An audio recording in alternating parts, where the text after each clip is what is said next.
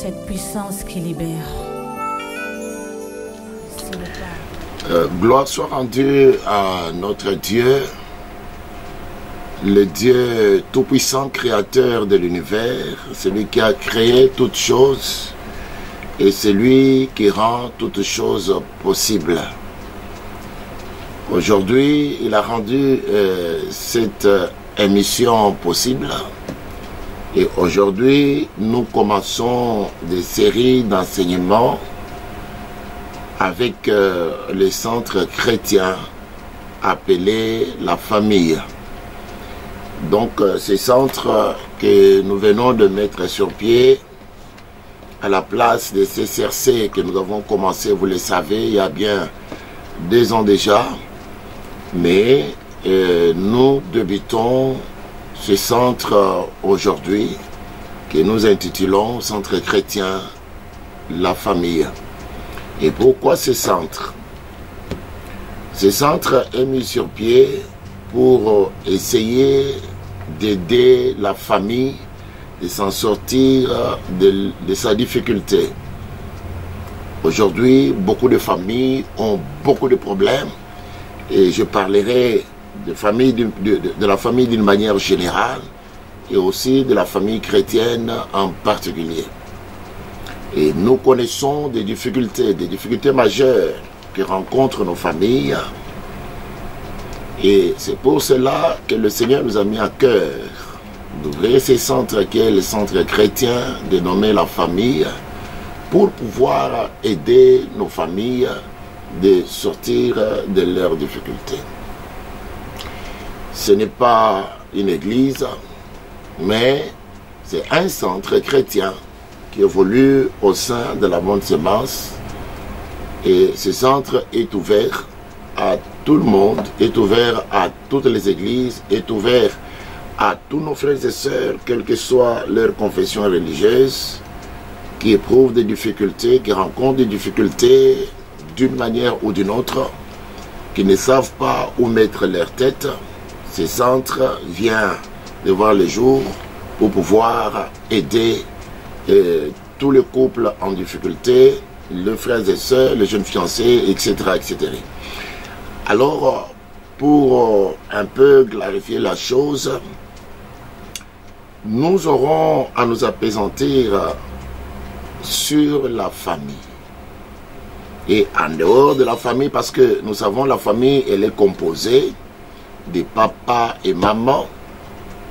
Et en dehors de papa et maman, nous avons aussi les enfants et nous avons tous ceux qui habitent au sein d'un même toit. Alors, nous parlerons, nous essayerons, dans la mesure du possible, de venir en aide par des séries d'enseignements et de prières sur ce qui concerne la famille, plus précisément avec les couples. Et au-delà des couples, nous allons atteindre les fiancés. Au-delà des fiancés, nous allons atteindre aussi les enfants. En d'autres termes, c'est-à-dire nous avons essayé d'élargir encore beaucoup plus la chose que ce qu'on faisait au sein de la CCRC. Néanmoins, nous aurons plusieurs réunions, n'est-ce pas? Réunions dans les cadres officiels, c'est-à-dire nous irons sur la place publique comme toujours pour pouvoir lancer nos invitations, appeler les hommes et les femmes, appeler les couples, appeler les jeunes mariés et pourquoi pas les frères et sœurs qui aspirent aussi au mariage de prendre part à toutes ces réunions que nous aurons à organiser.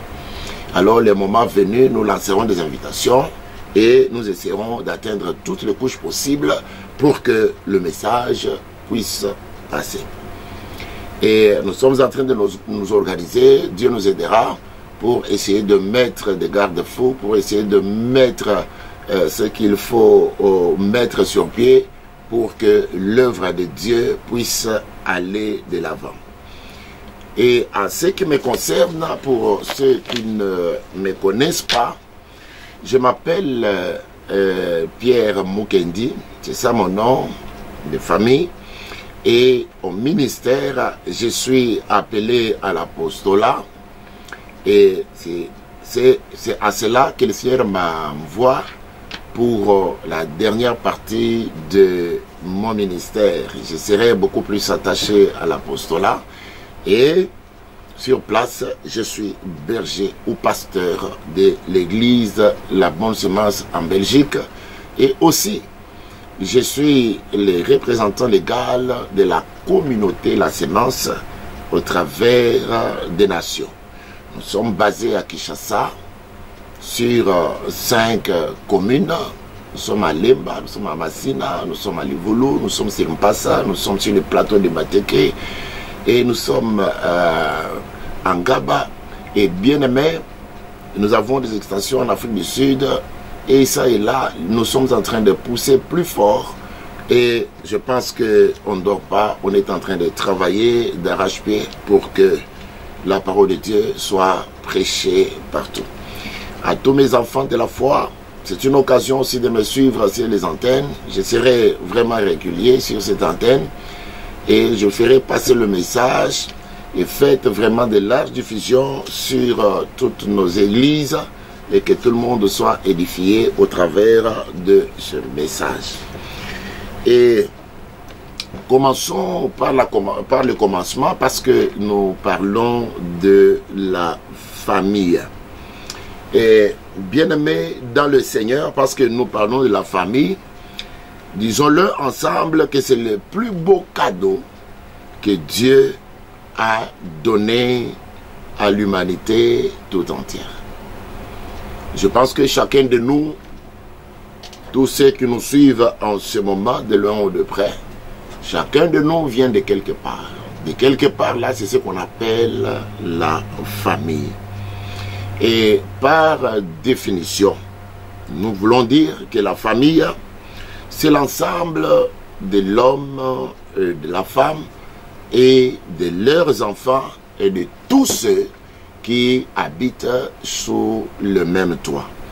Cela constitue vraiment une famille. Et pourquoi nous allons nous appesantir beaucoup sur la famille? C'est parce que nos églises sont constituées de familles. La nation tout entière, elle est constituée de familles. Et j'ose croire que quand nous avons des familles fortes, assises dans les Écritures, nous aurons aussi une église forte. Même au niveau de la nation, si nous avons des familles fortes, des familles bien structurées, des familles équilibrées, je pense que la nation aussi sera équilibrée et que la nation ira aussi de l'avant. Donc, tout part de la famille. La famille, elle est très importante pour chacun de nous. Et à l'égard de Dieu, Dieu a misé beaucoup sur la famille. Et nous le verrons beaucoup plus loin. C'est que la Bible pense de la famille et comment Dieu voit la famille. Alors, cela étant, nous voulons parler des sortes de familles.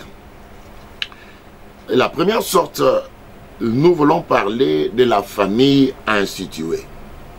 C'est une famille, n'est-ce pas, qui est unie civilement et aussi religieusement. Donc l'homme et la femme se sont accordés, se sont donné la main. Ils sont partis d'abord de leur famille qui s'est réunie d'abord au départ, c'est ce qu'on va appeler le mariage coutumier. Et après, ils vont faire le mariage civil et le mariage religieux.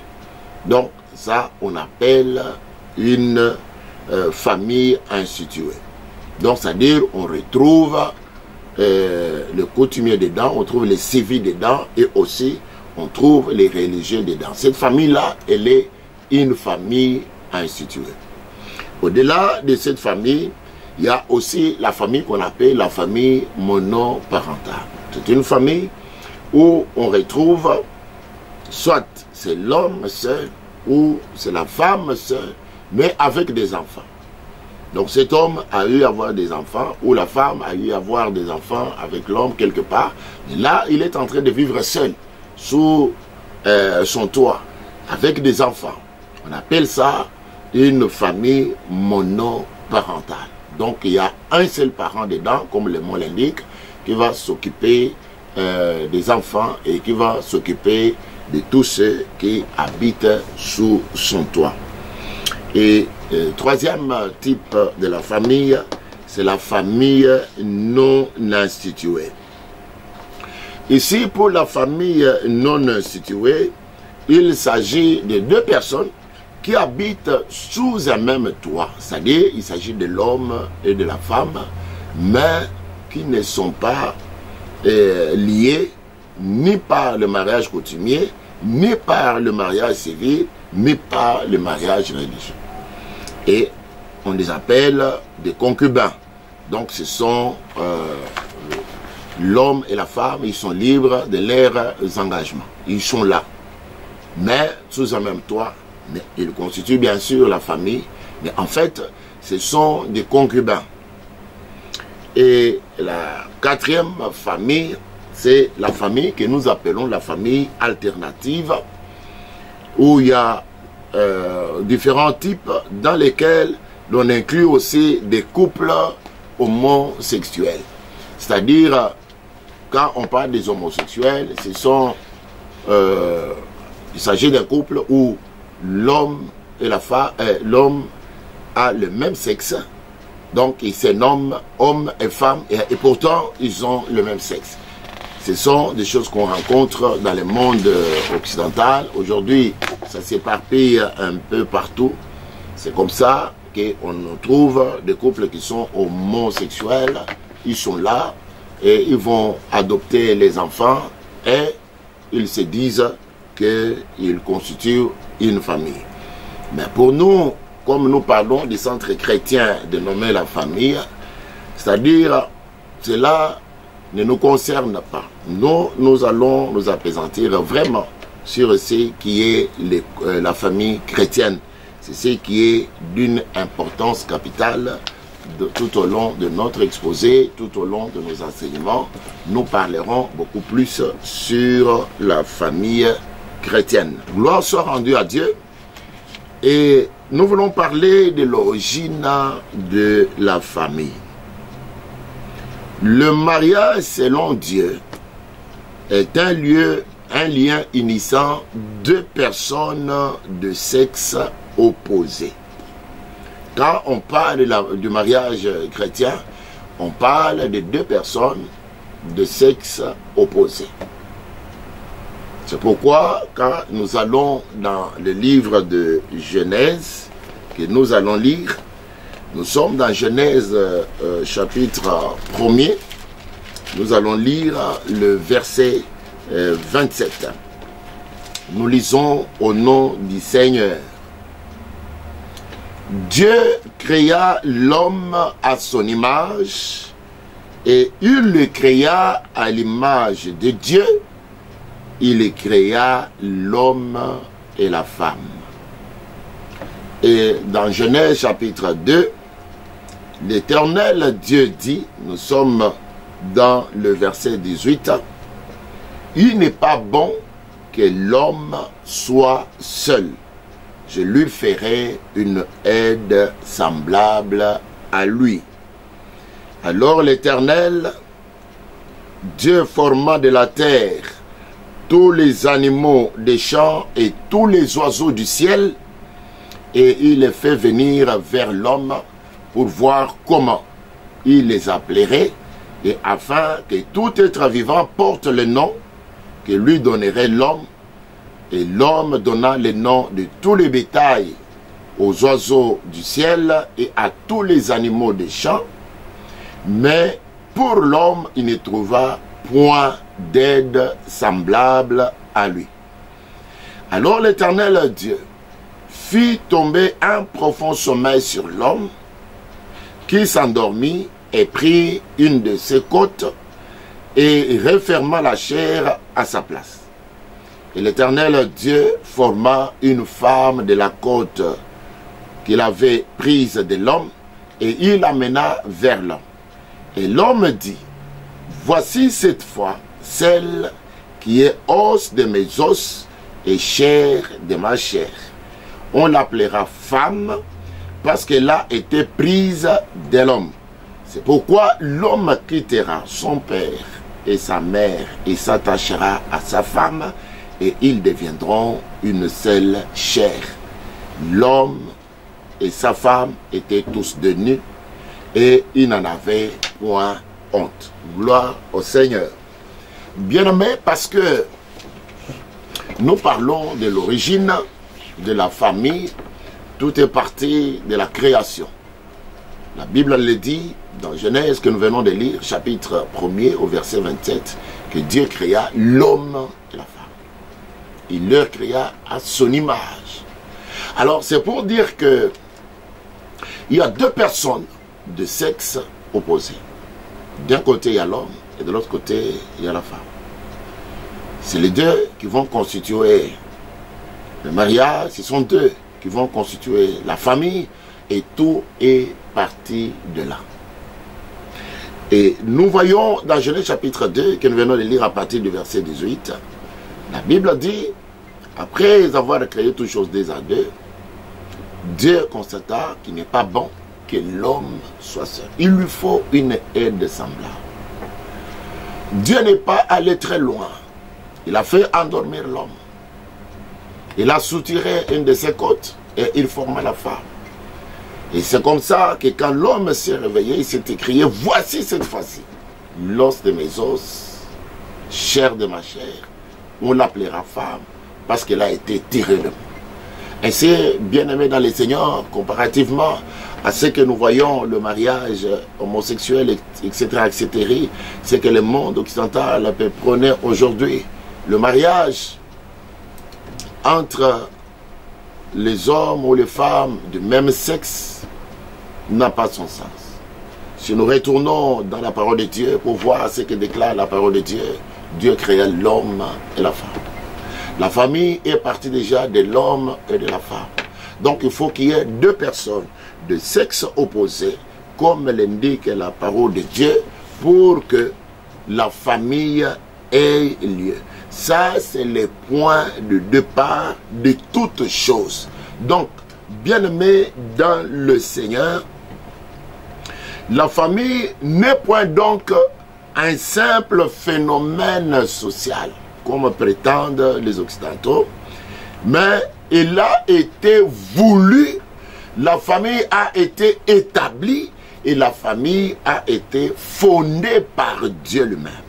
Et vous comprendrez pourquoi aujourd'hui le diable s'en prend à la famille. Vous comprendrez pourquoi le diable n'aime pas la famille. Vous comprendrez pourquoi il y a trop d'acharnement sur la famille. Parce que la famille vient de Dieu.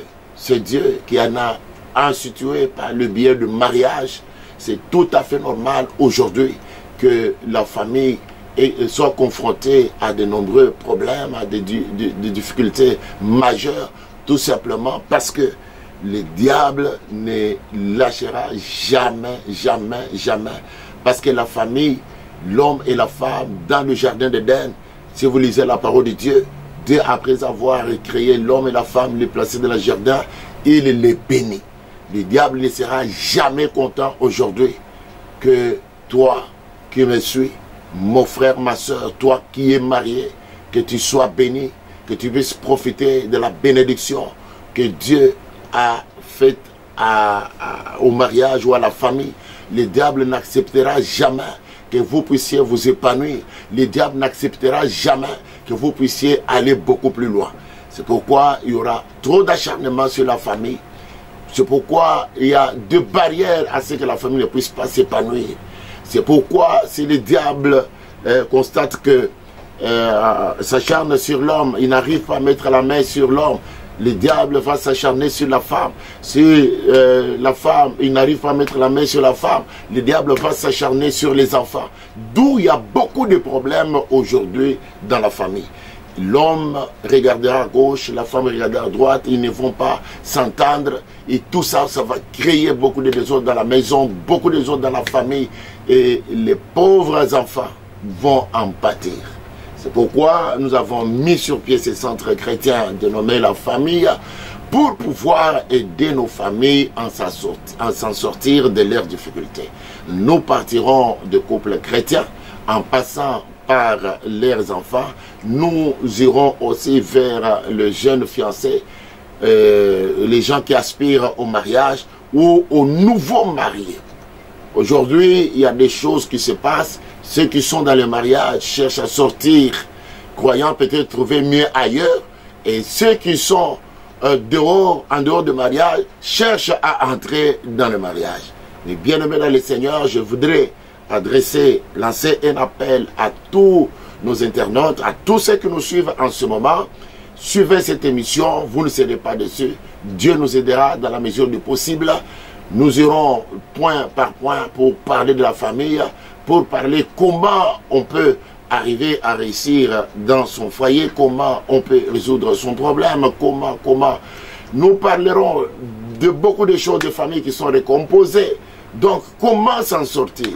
Aujourd'hui, Dieu nous a mis à cœur de parler de la famille et beaucoup plus en profondeur pour que nos couples, pour que nos foyers, pour que nos familles arrivent à voir clair, vivre une vie heureuse, vivre le jardin d'Éden, là où le Seigneur, à la création, les avait placés au départ. Nous devons revivre pourquoi Dieu avait choisi le jardin d'Éden. Parce qu'il savait que c'était un endroit paisible, un endroit de joie, un endroit où il fait beau vivre, un endroit où de repos, un endroit où l'homme et la femme doivent se regarder dans les yeux, doivent se dire des choses en face pour leur avenir.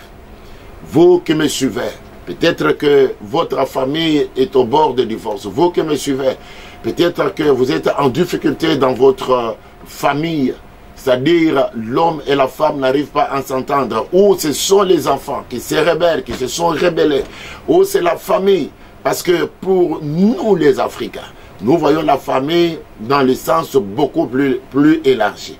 Il y a des familles qui ont des problèmes sérieux, non seulement dans la famille restreinte, mais aussi dans la famille élargie. C'est pourquoi Dieu va nous aider à nous en sortir de cette difficulté d'une manière ou d'une autre, au travers de cette émission qui commence aujourd'hui.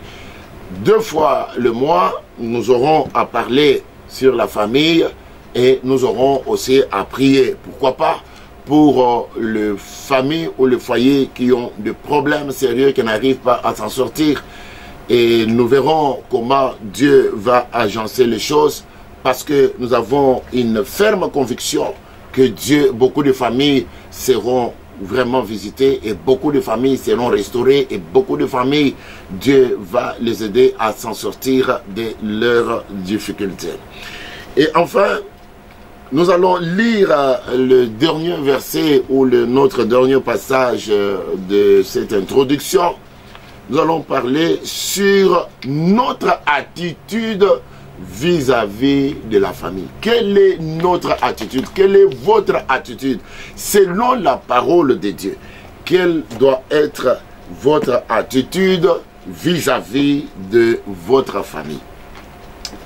Je vais commencer par dire que chacun de nous vient de quelque part. Donc tu viens d'une famille donnée. Quel que soit ce que ta famille peut être, mais est-il que tu es venu de quelque part? Mais quelle sera ton attitude vis-à-vis de ta famille? Il y a une chose qui est très importante ici. Chacun de nous n'a choisi sa famille. Toi qui me suis, tu n'as pas choisi ta famille. Peut-être tu es dans une famille où il y a toujours des problèmes spirituels, des problèmes physiques, des problèmes sociaux. Il y a plusieurs sortes de problèmes. Parfois tu te poses la question, tu te dis, mais qu'est-ce qui a fait que moi je puisse naître dans cette famille? Mais bien aimé dans le Seigneur, nous prions un Dieu vivant. Nous prions un Dieu qui restaure. Nous prions un Dieu qui sait donner de la valeur. même si aujourd'hui ta famille n'est rien, même si aujourd'hui ta famille peut être réputée dans de mauvaises choses, mais je crois à un Dieu qui est capable par toi de changer toute la configuration de votre famille. Je crois à un Dieu qui est capable d'appeler ce qui n'existe pas, ce qui n'existait pas dans votre famille pour que cela puisse exister. Cela peut commencer avec toi. Si tu le crois, dis Amen. Et bien aimé dans le Seigneur, nous ouvrons notre Bible. Nous sommes dans 1 Timothée, chapitre 5. Nous allons lire le verset 8. Je lis au nom du Seigneur. Si quelqu'un n'a pas soin des siens, et principalement de ceux de sa famille, il a renié la foi et il est pire qu'un infidèle. Je répète, si quelqu'un n'a pas soin de siens, et principalement de ceux de sa famille, il a renié la foi et il est pire qu'un infidèle. Alors, bien-aimés dans le Seigneur, c'est la parole de Dieu. Ici, la parole de Dieu nous appelle non seulement à prendre soin de nos familles. Aujourd'hui, il y a beaucoup d'enseignements qui courent. Nous sommes les temps de la fin. Il y a les gens, parce qu'ils prient aujourd'hui, ils sont opposés dans la famille. Ils ne savent pas regarder la famille. Ils ne savent pas prêter une oreille attentive à leur famille. Tout simplement parce qu'ils ont appris ceci au travers des enseignements. Ils ont appris cela. Et aujourd'hui, la famille est complètement divisée. Donc, ils ne se fréquentent pas, ils ne s'appellent pas, ils ne s'entraident pas. Donc, etc., etc. Bien-aimé, la parole de Dieu nous dit dans ce passage que si quelqu'un ne prend pas soin de sa famille, il est pire qu'un infidèle. C'est-à-dire, nous devons aimer nos familles. Nous devons aller vers nos familles. Nous devons approcher nos familles. Nous devons nous tenir la main dans la famille. Parce que nous venons de quelque part. On ne changera jamais ça. Ça, c'est la famille. La famille reste la famille. Et bien aimé dans le Seigneur, vous qui me suivez aujourd'hui, ce soir, il faudra prendre soin de ta famille selon que la parole de Dieu nous le décrit et selon que la parole de Dieu nous dit. Quand on dit qu'il faut prendre soin de sa famille, qu'est-ce que cela signifie? Premièrement, il faut avoir du temps pour être ensemble ou pour communiquer avec sa famille. Il y a des gens qui ont du temps pour faire toute autre chose, mais pour ce qui concerne sa famille, il n'a pas de temps. Alors que la famille a besoin de toi. La famille a besoin de ta participation. La famille a besoin de ta présence.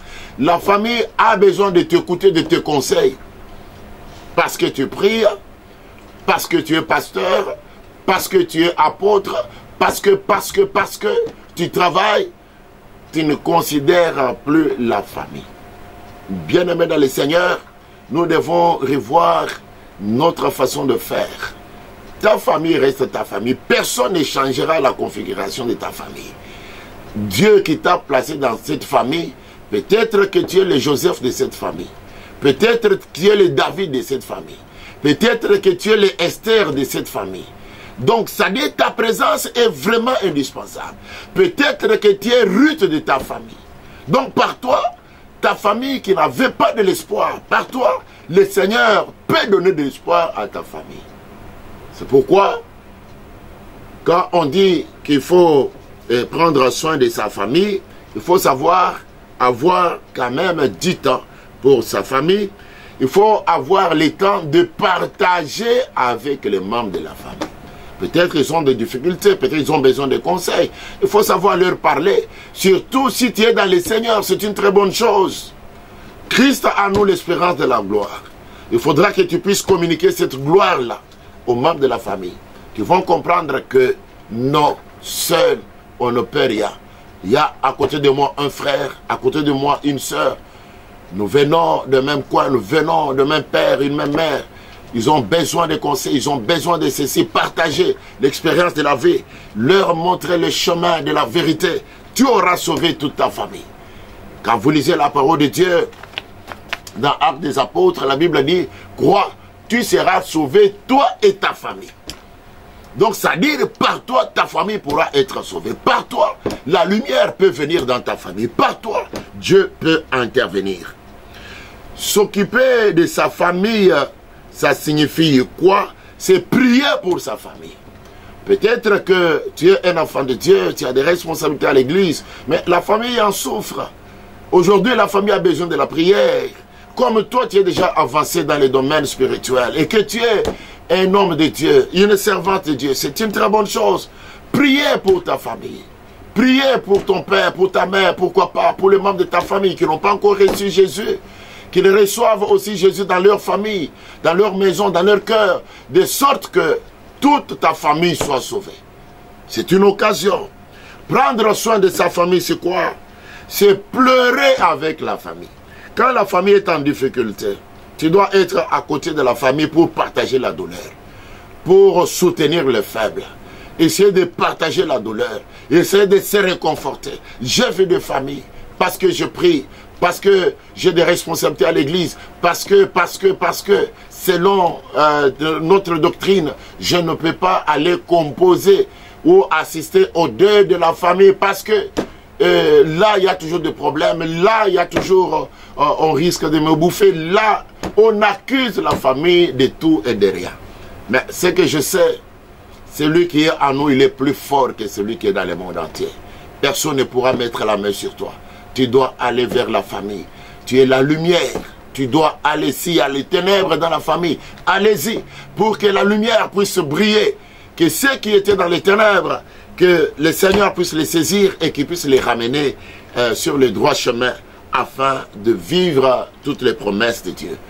Et s'occuper de sa famille, c'est-à-dire prendre soin de sa famille, c'est dialoguer aussi, partager, parler avec les membres de la famille. C'est vraiment très important.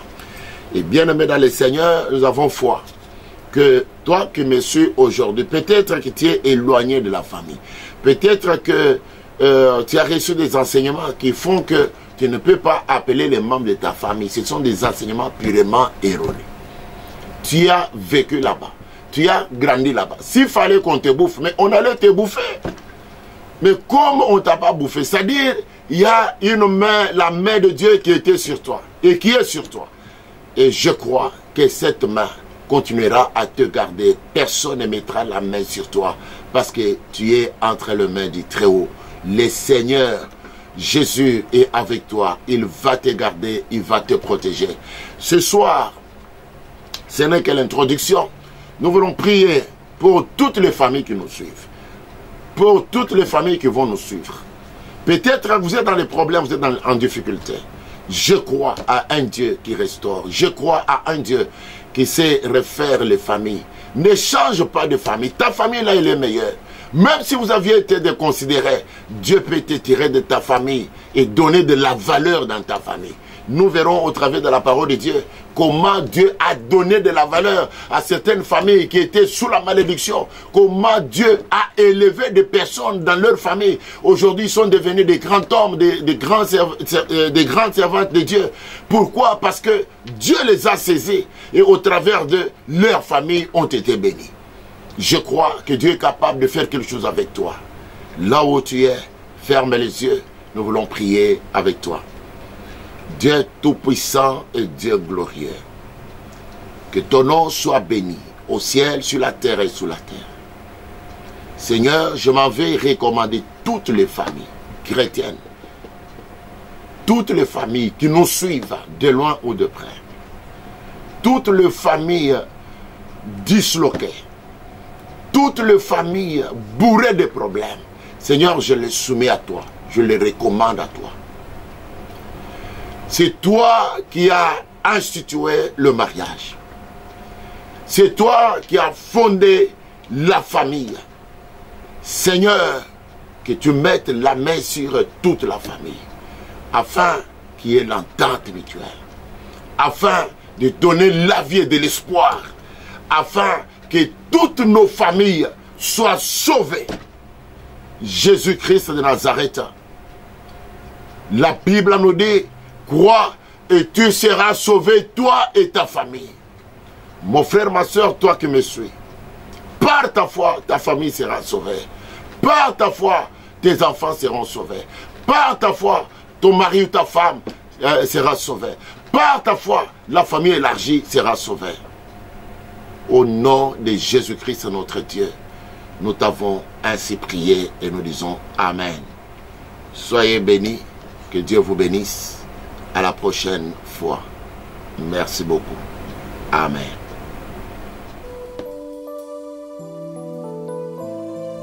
Cette puissance qui libère.